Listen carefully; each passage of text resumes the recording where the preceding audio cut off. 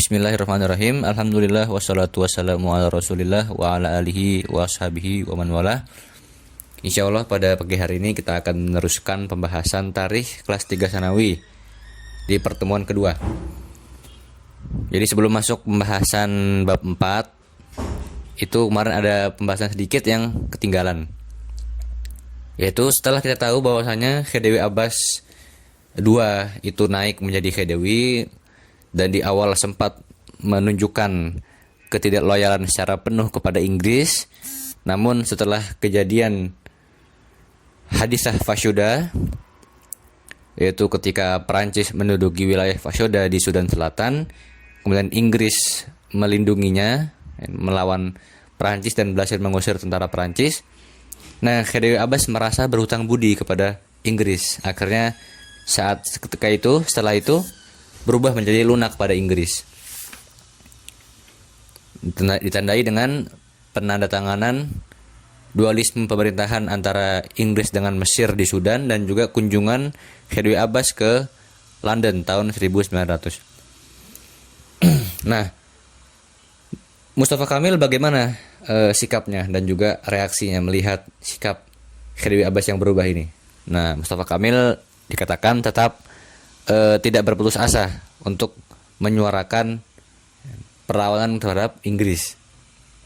Bahkan beliau mendirikan sebuah jurnal koran bernama Al-Liwa dan juga sering mengadakan koordinasi dengan Daulah Utsmani untuk melawan Inggris karena udah nggak ada lagi harapan untuk kepada Khedive Abbas yang sudah kadung tunduk penuh kepada Inggris. Nah, sebelum itu kita flashback kembali dari awal ya. Kan sebelum Inggris menduduki Mesir itu dibuat perjanjian Astana yang isinya nggak boleh ada dari kita, maksudnya Inggris, Perancis, terus Jerman dan lagi apa? Lupa. Nah, itu kesepakatan nggak boleh ada dari kita yang egois ya, memerintah menduduki Mesir sendirian.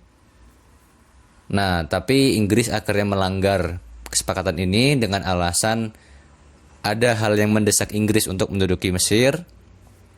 Nah, setelah Inggris menduduki Mesir, Perancis itu nggak suka dengan sikap Inggris ini.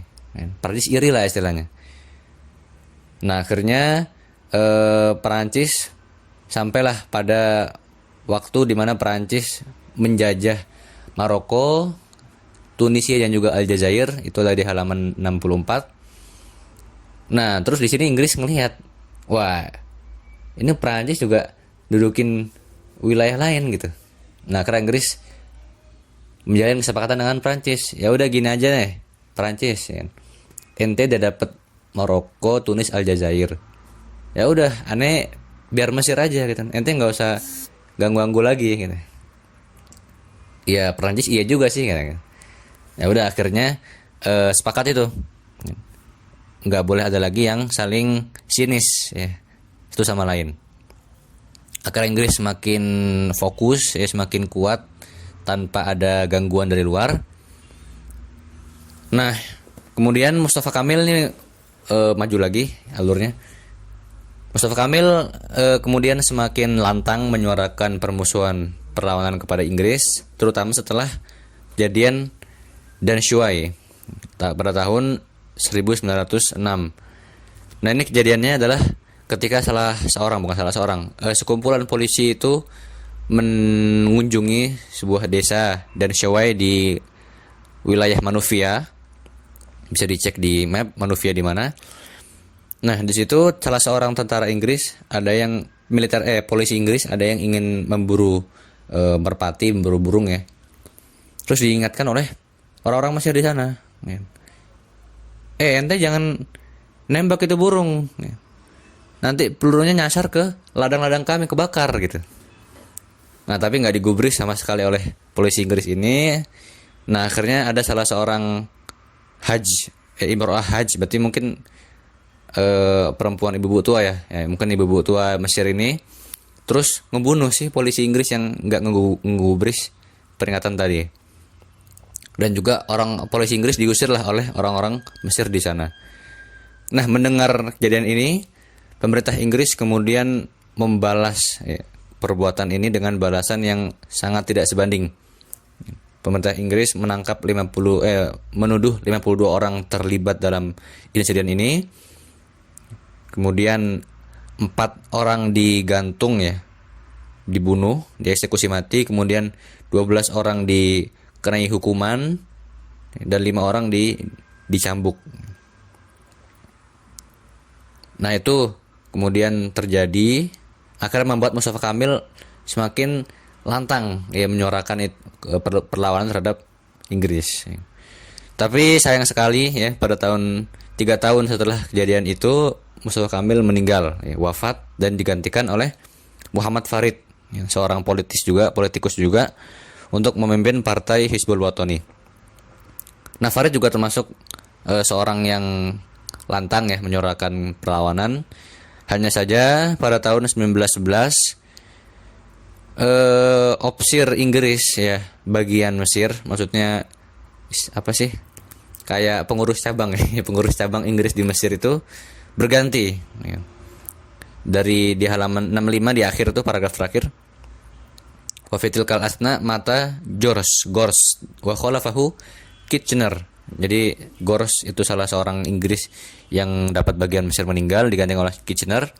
Nah, Kitchener ini itu menerapkan kebijakan atau praktik politik yang otoriter ya, sehingga memaksa Muhammad Farid ini tidak bisa leluasa ya, bergerak. Akhirnya Muhammad Farid memutuskan untuk pergi dari Mesir ya, pada tahun 1912 untuk meneruskan perlawanan terhadap Inggris tapi dari Eropa. Jadi dia pergi ke Eropa dari Mesir, tapi tetap menyuarakan permusuhan, tapi tetap aja ya nggak begitu besar pengaruhnya kalau bukan di Mesir itu sendiri. Akhirnya pada 1919 meninggal di Jerman. Nah, itu mukadimah sebelum masuk bab 4.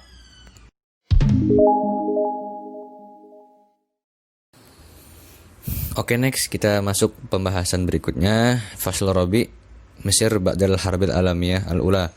Mesir setelah Perang Dunia Pertama. Jadi Perang Dunia Pertama itu terjadi tahun 1914 sampai 1918. Yang berperang itu blok sentral dengan blok sekutu. Blok sentral ada Utsmani bersama Jerman dan juga Austria. Sedangkan di blok sekutu itu Inggris, Prancis, dan Itali. Nah, Amerika itu ikut Perang Dunia Pertama di akhir 2 tahun terakhir 17-18 itu Amerika baru ikut Perang Dunia Pertama karena diserang ya, kapal-kapal Amerika diserang oleh kapal selam Jerman, akhirnya memaksa Amerika untuk ikut perang juga. Nah, di sini di halaman 69 halaman awal dijelaskan bahwa sebelum Saurah 1919, sebelum revolusi, bisa dibilang Saurah bisa diartikan revolusi atau unjuk rasa atau demonstrasi. Sebelum itu Mesir masih menganggap dirinya merupakan bagian dari alam Islami yang tunduk kepada kekhalifahan Turki Utsmani.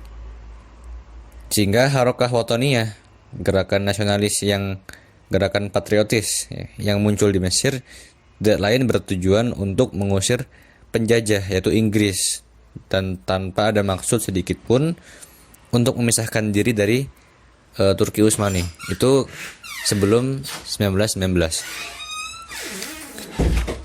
Nah, keadaan berubah. Kemudian masuk masa Perang Dunia Pertama di halaman 70. dan Inggris itu masuk dalam blok sekutu, sedangkan Mesir yang mana ketika itu masih mengikut Utsmani, artinya di blok sentral, dan secara nggak langsung Mesir dengan Inggris itu berada di blok yang berbeda dalam Perang Dunia Pertama. Nah, sehingga keadaan ini memaksa, ya bukan memaksa sih, dimanfaatkan oleh Inggris untuk menghilangkan kedaulatan Utsmani di Mesir, ya, dan menerapkan, ya, istilahnya itu protektorat Inggris, ya, yaitu wilayah-wilayah yang dijajah oleh Inggris. Ya, sebutannya di sini Himayah al-Britania, artinya protektorat Inggris pada tahun 1914 di awal Perang Dunia Pertama. Nah, dengan itu Inggris, ya, sudah menyatakan diri, saya yang mengatur Mesir. Ya. Sekarang saya yang mengatur Mesir. Akhirnya Abbas Hilmi digulingkan dan diganti Hussein Kamil. Nah, dengan naiknya Hussein Kamil ini, itu masa jabatan Khedivi berakhir. Jadi Khedivi udah nggak ada lagi, yang ada adalah Sultan, yang diberikan lakab Sultan. Artinya sejak saat ini bisa dibilang bahwa Mesir sudah tidak lagi tunduk, tidak lagi berada di bawah pemerintahan Utsmani, ya, secara resmi, walaupun tidak secara resmi. Nah, kemudian Hussein Kamil diangkat menjadi Sultan Mesir, yang artinya independen.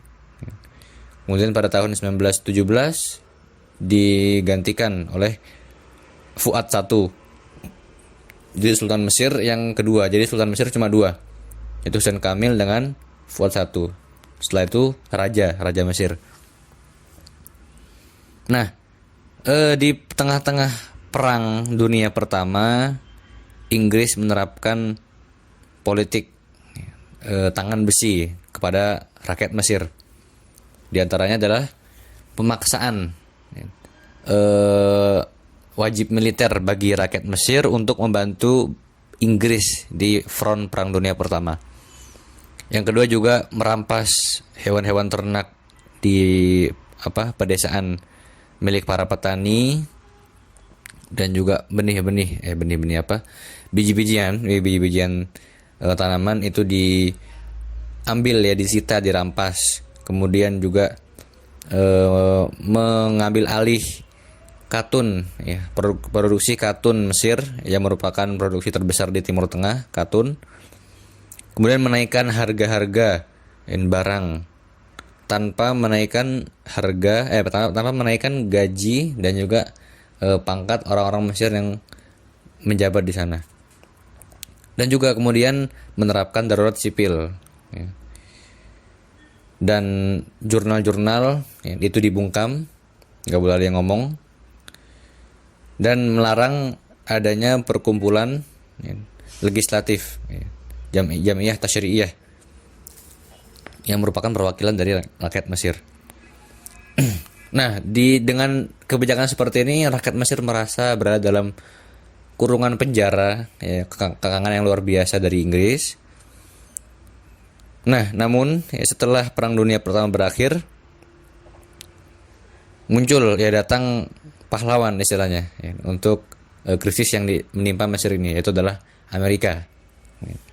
Itu di bawah pimpinan Wilson atau Woodrow Wilson, itu mengumumkan, ya, menyatakan, mendeklarasikan bahwa setiap bangsa itu memiliki hak untuk menentukan nasibnya masing-masing. Dan juga Woodrow Wilson, Presiden Amerika tahun 1913 sampai 1921 ini mengumumkan sebuah ide, yaitu taklif Asubatul Umam, pembentukan Liga Bangsa-Bangsa atau LBB, sebelum nanti berubah menjadi PBB pada Perang Dunia Kedua. Tapi di Perang Dunia Pertama itu namanya adalah Liga Bangsa-Bangsa atau LBB, yang mana disarankan oleh Woodrow Wilson untuk menyelesaikan berbagai masalah-masalah internasional, ya, secara damai, dan juga bertujuan untuk mencegah perang. Namun pada akhirnya tetap nggak bisa mencegah Perang Dunia Kedua. Terlebih lagi Amerika sendiri tidak bergabung dalam LBB. Nah, kenapa dikatakan menurut beberapa sumber bahwa Wilson itu sangat ingin Amerika bergabung dengan LBB. Tapi ya karena kita tahu bahwa presiden di Amerika itu bukanlah pemegang ya, atau bukanlah pemilik suara tunggal gitu. Tapi kebijakan Inggris, kebijakan presiden Amerika itu harus lolos di DPR dan juga di senator. Nah, maka untuk masalah ini keinginan Wilson itu dihalangi oleh para senator-senator Amerika yang tidak ingin Amerika tergabung dalam LBB, yang nanti itu akan alasannya adalah akan membatasi gerak Amerika. Itulah ya. Tidak ingin Amerika tuh tunduk di bawah siapapun. Akhirnya Amerika tidak jadi ya, tidak masuk dalam LBB, walaupun nanti di PBB Amerika masuk gitu ya. Nah itu kurang lebih panjang banget 8 menit nih. Oke, kita lanjut di audio berikutnya.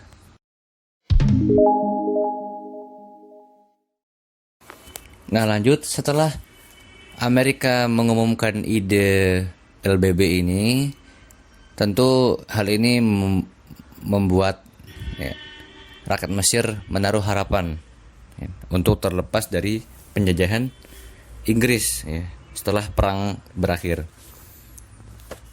Dan perang berakhir dengan kemenangan blok sekutu dan kekalahan blok sentral, artinya Jerman, Austria, Utsmani ya, itu kalah dalam perang dan wilayah-wilayah mereka itu tercabik-cabik, dibagi-bagi oleh yang menang ya, oleh sekutu. Nah, di buku ini juga dijelaskan setelah mengetahui kekalahan Utsmani di Perang Dunia Pertama, rakyat Mesir akhirnya tidak lagi punya alasan untuk tunduk pada Utsmani. Ya, udah kalah perang, udah ngerasa ya lemah, gitu, nggak bakal bisa melindungi Mesir lagi. Akhirnya di samping Mesir ingin melepaskan diri dari penjajahan Inggris, setelah Perang Dunia Pertama, Mesir pun akhirnya berkeinginan untuk melepaskan diri ya, merdeka, independen dari kekhilafahan Utsmani. Yang ya hal ini berhasil karena ya penjajah ya, Inggris, Perancis, Barat itu berhasil menggulingkan Sultan Abdul Hamid II yang beliau mempunyai ya, atau beliau menyuarakan kampanye Jamiah Islamiyah untuk menyatukan seluruh wilayah Islam. Tapi Barat tahu ini merupakan bahaya, ancaman bagi mereka. Akhirnya Sultan Abdul Hamid II pada tahun 1909 atau 08 ya, sekitar itulah, itu digulingkan dan diasingkan ke Tesalonika, sebuah daerah di Yunani. Dan ketika itu setelah Sultan Abdul Hamid II yang menjabat adalah Muhammad V atau Muhammad Rasyad, yang tidak ya sebegitu karismatik Sultan Abdul Hamid II dan juga tidak punya kebijakan yang bisa diperhitungkan gitu ya. Karena setelah Sultan Abdul Hamid II ini sebenarnya yang akan berkuasa penuh adalah istilahnya itu ada sebutan triumvirat. Itu 3 sekongkol antara Jamal Pasha, Ismail atau Anwar Pasha, dan satu lagi Tolat Pasha. Jadi 3 serangkai itu yang sebenarnya mengendalikan Utsmani setelah Sultan Abdul Hamid II. Muhammad V hanyalah simbol sebagai khalifah gitu, tanpa memiliki otoritas penuh. Nah, jadi kemudian di halaman 71 di awal, di baris pertama bagian awal itu bagian atas, akhirnya gerakan patriotisme itu mulai mengkristal, mulai mendarah daging di di benak rakyat Mesir dengan tujuan 2. Pertama, menghapuskan penjajahan Inggris di Mesir dan juga mendeklarasikan Mesir sebagai negara yang independen dan memiliki kedaulatan. Nah, harapan ini itu berangkat dari sebuah konferensi perdamaian, Muktamar Al-Sulh, yang diadakan di Paris tahun 1919, sesaat setelah Perang Dunia Pertama berakhir. Nah, melihat secerca harapan di hadapan rakyat Mesir ini, akhirnya para tokoh-tokoh Mesir, yang terdiri dari 3 orang, di antara adalah Sa'ad Zaglul, Abdul Aziz Fahmi, dan Ali Sya'rawi, itu kemudian mendatangi Mandub Sami Al-Britoni, komisaris tinggi Inggris yang bernama Wingate, pada November 1918. Ngapain ngunjungin Wingate ini? Untuk meminta persetujuan agar mereka bertiga diperbolehkan untuk berangkat pergi ke Inggris untuk berdiskusi, bernegosiasi dengan Inggris untuk membolehkan mereka pergi ke Perancis, untuk mengajukan permasalahan kemerdekaan Mesir ini kepada Muktamar Sulh yang diadakan di Paris. Kan tapi komisaris tinggi Inggris itu menganggap aneh, terkejut dengan kedatangan 3 orang ini, yang kasarnya beginilah, lah kalian itu bertiga sedangkan kalian berbicara tentang rakyat Mesir secara keseluruhan. Emang saya bisa menjamin dari mana kalian bertiga ini mewakili suara rakyat Mesir? Kurang lebih seperti itu. Nah, karena mendengar seperti itu, akhirnya Sa'ad Zaglul membuatlah sebuah partai yang bernama Partai Wafdul Al-Misri. Nah, dan kemudian setelah itu mengumumkan semacam pemberian wakil, gimana sih, taukilat, perwakilan dari rakyat Mesir, tanda tangan ini menunjukkan bahwasanya rakyat Mesir mewakilkan aspirasi mereka kepada Partai Wafd ini, dan terjadilah hal itu. Nah, dan Inggris melihat, ini serius banget ini, tentu bisa mengancam keberadaan Inggris di Mesir.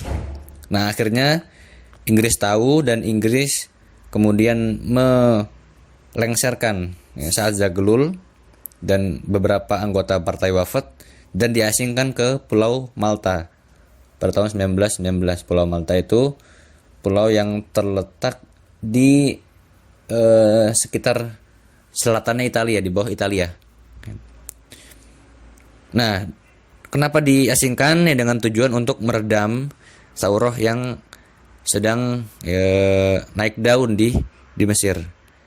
Nah, apa kemudian kelanjutannya? Kita lanjut di audio berikutnya.